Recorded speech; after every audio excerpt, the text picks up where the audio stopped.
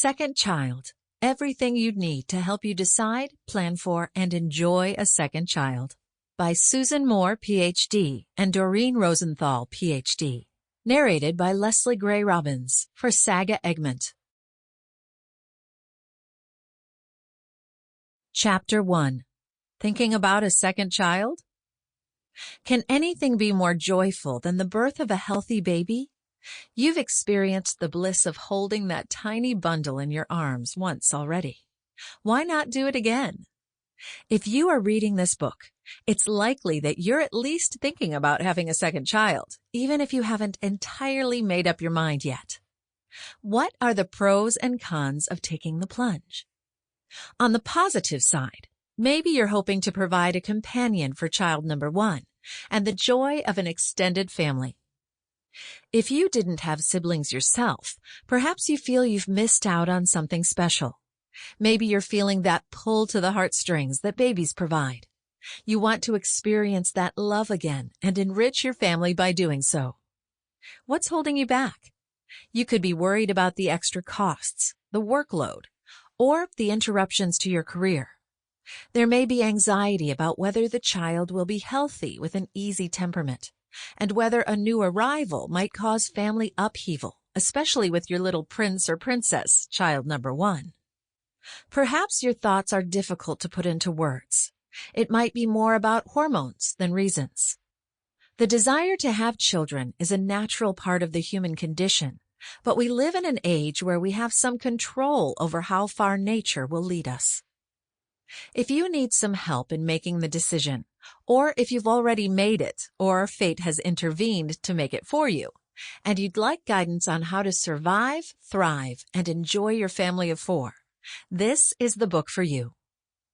Our focus is on all those things that you might be thinking about as a parent. How to make the decision about whether you'll have another child, especially if you and your partner disagree.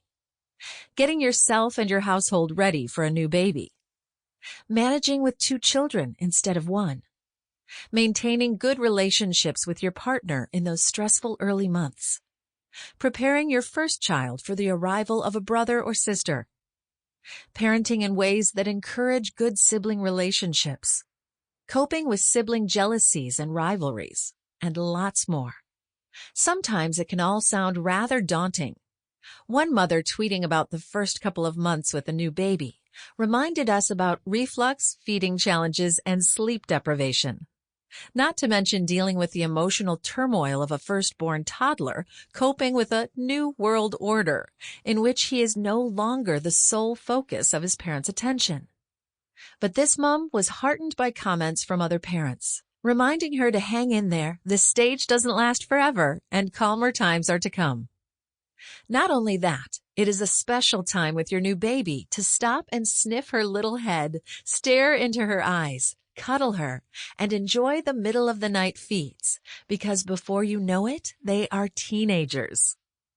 In writing about how to plan and manage your second child, we have presented you with the latest psychological research and the opinions of child development experts, but we've also listened to mothers, fathers, sisters, and brothers.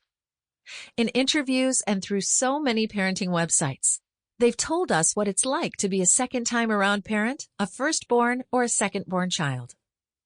They've given voices to the research as they express the pleasures and pains of dealing with families, juggling the needs of others while keeping their heads above water, learning to multitask, and keep smiling. And finally, trigger warning, we've brought our own experiences to bear as well, not only as psychologists, mothers, and grandmothers, but also as typical firstborns. Perhaps it means we are a little bossy and maybe a little biased as well, having both been usurped by our younger siblings many, many years ago. On the other hand, we have both been incredibly enriched by having siblings and find it difficult to imagine life without them. Imagine the extra pressures and expectations our parents would have put on us if they hadn't been distracted by the younger ones. And how would we have coped with no one in the family to tease and lord it over? Just joking. Perhaps. We've talked about these issues and many more in the following chapters. Specifically, Sample complete. Ready to continue?